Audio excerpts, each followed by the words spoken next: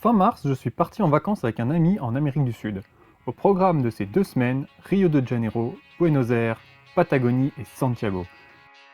Bien évidemment, c'était l'occasion de vous faire une vidéo et de partager avec vous quelques conseils pour faire des photos dans ces régions.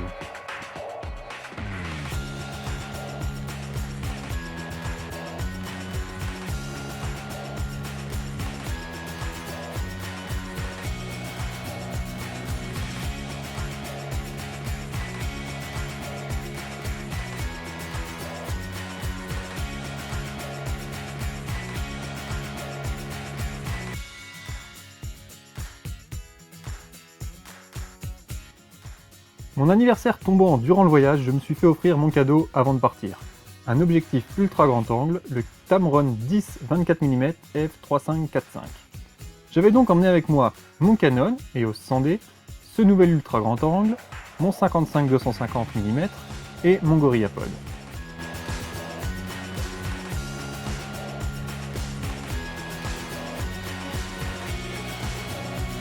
Premier arrêt à Rio de Janeiro au Brésil.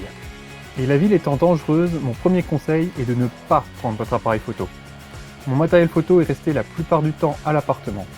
Et ces précautions ont été utiles car nous avons été attaqués au couteau un soir en allant au restaurant. Heureusement, plus de peur que de mal, nous n'avons perdu qu'une vingtaine d'euros et un vieux téléphone que nous avions pris exprès pour l'occasion.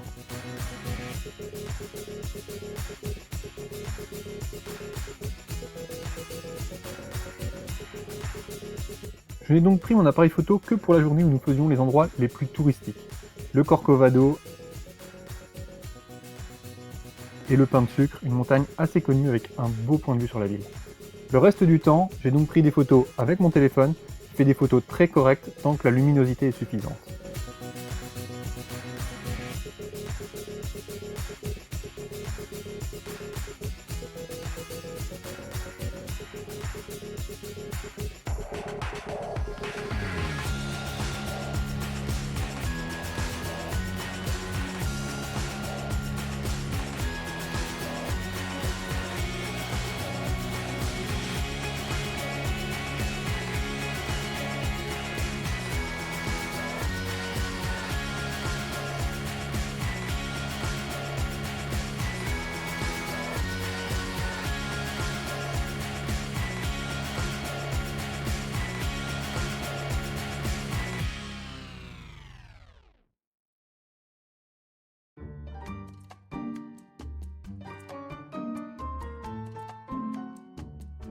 Une fois que nous avons fini de prendre des coups de soleil à Rio, direction Buenos Aires en Argentine. La ville est plus sécurisée que Rio, mais il faut quand même faire attention. J'avais donc mon appareil photo dans un sac à dos et je ne le sortais que quand il y avait des photos à prendre. Et il retournait dans le sac illico presto une fois le shooting terminé. Pour les quartiers un peu moins sûrs et fort de notre expérience à Rio, nous avons pris un guide pour une journée.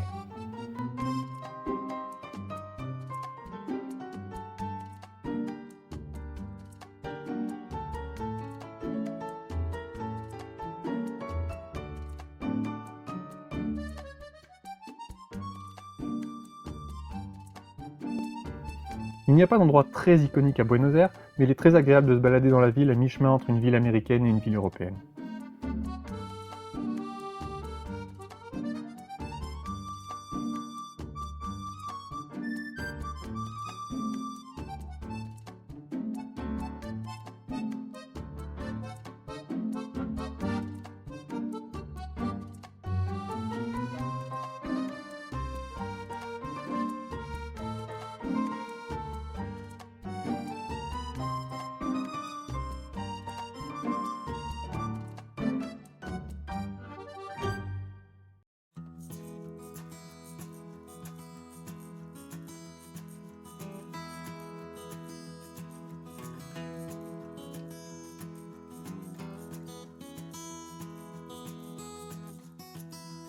Après Buenos Aires, direction la Patagonie, à cheval entre l'Argentine et le Chili.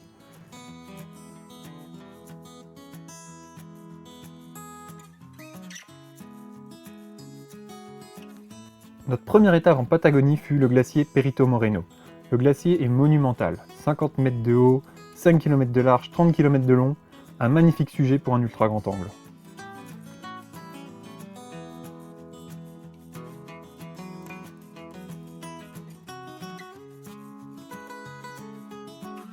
Mais ce qui surprend le plus, c'est le bruit. Je ne m'attendais pas à ce qu'un glacier fasse du bruit, mais durant la belle journée où j'y étais, la glace craquait en permanence et des blocs de glace se décrochaient régulièrement dans des bruits de coups de tonnerre.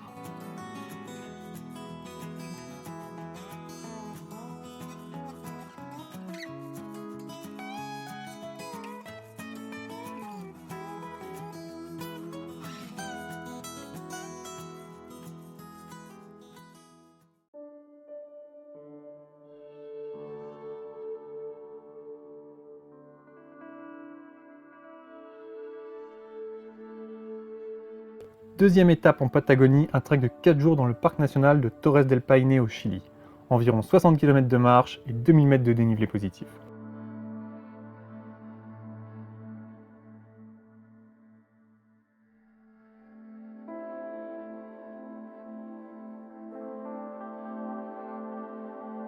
Dès le premier matin, nous nous levons tôt, comme la grande majorité du gîte, pour assister au lever de soleil au point de vue le plus iconique, le Mirador de las Torres.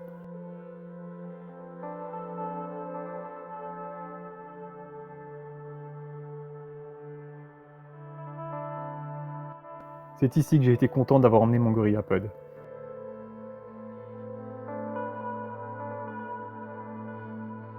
Au lever du soleil, les pierres grises deviennent rouges vives. C'est dans ces décors grandioses que j'ai pu profiter de mon nouvel ultra grand angle. Il permet de faire rentrer une quantité incroyable de paysages, mais c'est à double tranchant. C'est-à-dire qu'en dessous de 15 mm sur APS-C, cela a tendance à réduire drastiquement l'impression de grandeur des éléments du paysage. Ainsi, au Mirador Las Torres, il faut absolument un ultra grand angle pour faire rentrer tout le paysage dans la photo, mais cela donne l'impression que ces montagnes sont beaucoup plus petites qu'elles ne le sont en réalité. Toutefois, la plage focale de 10 à 24 mm du Tamron est très versatile pour le paysage et très agréable à utiliser.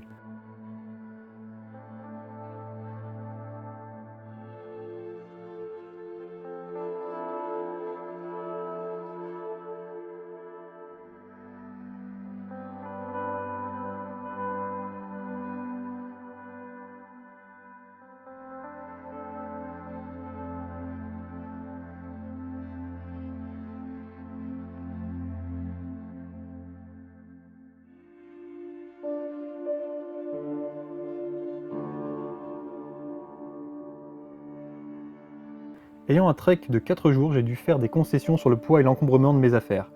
J'ai fait rentrer 2 semaines d'affaires et de quoi couvrir des températures allant de 0 degré à 30 degrés dans un bagage à main d'une dizaine de kilos. Tout est rentré dans un sac à dos de 40 litres sans le charger au maximum. Un sac à dos de 30 litres étant globalement la taille maximum pour un bagage à main, il ne faut pas remplir un sac à dos de 40 litres à fond. Ça a l'avantage de ne pas avoir ses affaires jetées et malmenées par le staff des aéroports et de gagner pas mal de temps.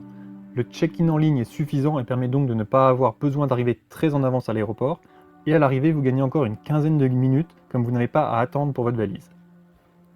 Enfin, c'est beaucoup plus pratique de se balader avec un sac à dos, même lourd, qu'avec une valise.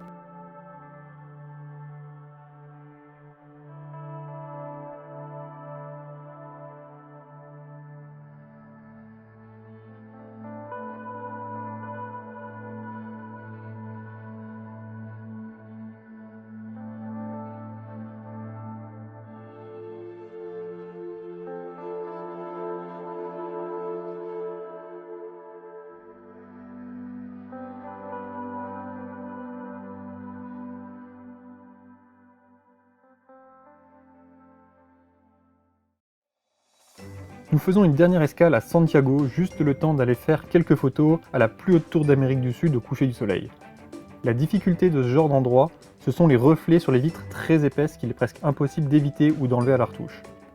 La luminosité baissant très vite, j'ai utilisé le mobilier sur place pour stabiliser mon appareil et faire des pauses longues. J'espère que vous avez apprécié cette petite virée en Amérique du Sud. Si vous-même vous avez déjà visité ces pays, je vous invite à faire part de vos conseils dans les commentaires. Et si votre prochain voyage est plutôt du côté de l'Asie, je me permets de vous conseiller la vidéo que j'avais tournée l'année dernière sur mon voyage au Vietnam. Et sur ce les amis, à la prochaine.